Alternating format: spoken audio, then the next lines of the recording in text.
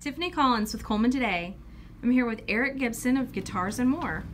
Eric, you've got a big trip coming up here in June. Can you tell me a little bit about this trip and what all that entails? I can.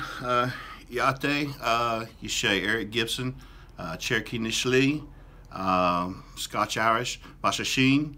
My name's Eric. You all know me as the guitar guy or the dude from the guitar store. At least that's what I'm called every time I go into Walmart down the street. Every year, the first week of June, I fly out west to the Navajo Reservation, and I help teach a primitive survival skills course to the youth out there on the Navajo Reservation. It's a wonderful, amazing opportunity that I have to help kids get reacquainted with their indigenous culture. There are elders from all over the Navajo Nation that come to help these young kids. We teach them, fire building skills, water filtration, tracking, songs, just get them reacquainted with their culture, something that that a lot of ways has been lost. We live completely off grid.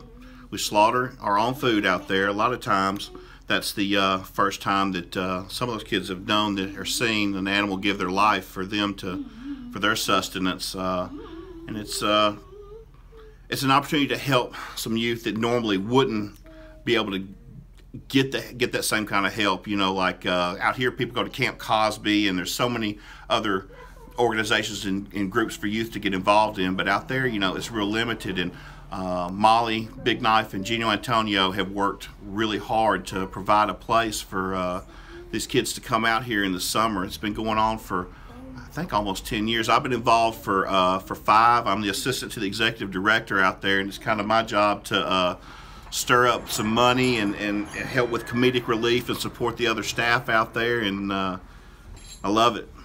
Yeah, so along with the survival skills, what other things do you teach out there?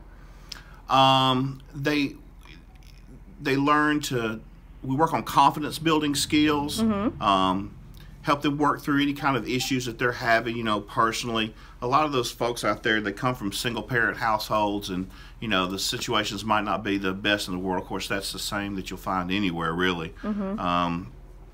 We do what we can to help them, and we've seen some tremendous success stories. There are kids that come out of there that are full ride scholarships from the Bill Gates Foundation. They're attending Dartmouth, Yale, Harvard. It's just been an amazing success story. Wow, and you're able to share your love of music with them as well, right? I am.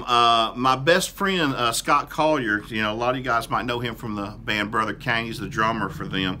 He actually drugged me out there the first time, and only man I know that can play Moby Dick on a coffee mug.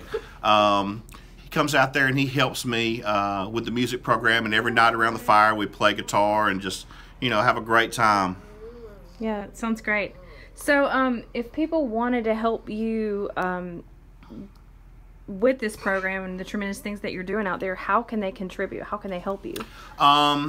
You could call or text me directly at 205 200-5760, and I'll get you the links that you need. You can also look up pollencircles.org online if you want to learn a little bit more about it.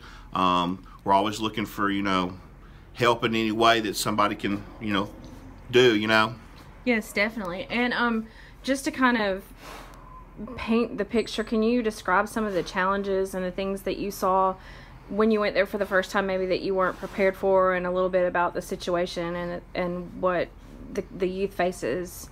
Oh, well, I don't know about the youth, but I'll tell you, the first thing I noticed was, it's like 6,500 feet straight up in the sky. It's hard to breathe. Oh my God, it's weird to get used to. You can hardly catch your breath. These kids are running around you, like running circles around you. But yeah. But enough about me. The kids, some of the kids are real quiet, real reserved. And I've always believed that humor and comedy is the best way to get somebody to open up. So I always cut up with them and joke with them and poke a little bit. And by the end of camp, they've opened up and they're talking to everybody. And it gives them an opportunity to tell you a little bit about what's going on in their life so that you can assess it and help them.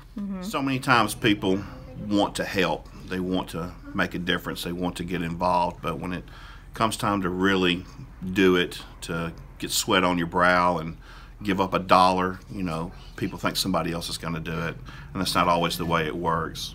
You know, you have to go out there and you have to be the change you want to see in the world. And I think if more of us would do that, you know, we would see that change happen. I absolutely agree. So yeah, even, you know, $1, $5 would be a great help to you and Absolutely. to this cause. So thank you Absolutely. so much for the work that you're doing, Eric, and thank you for your time today. Yeah, I do it for the kids. Absolutely. Thank you so much.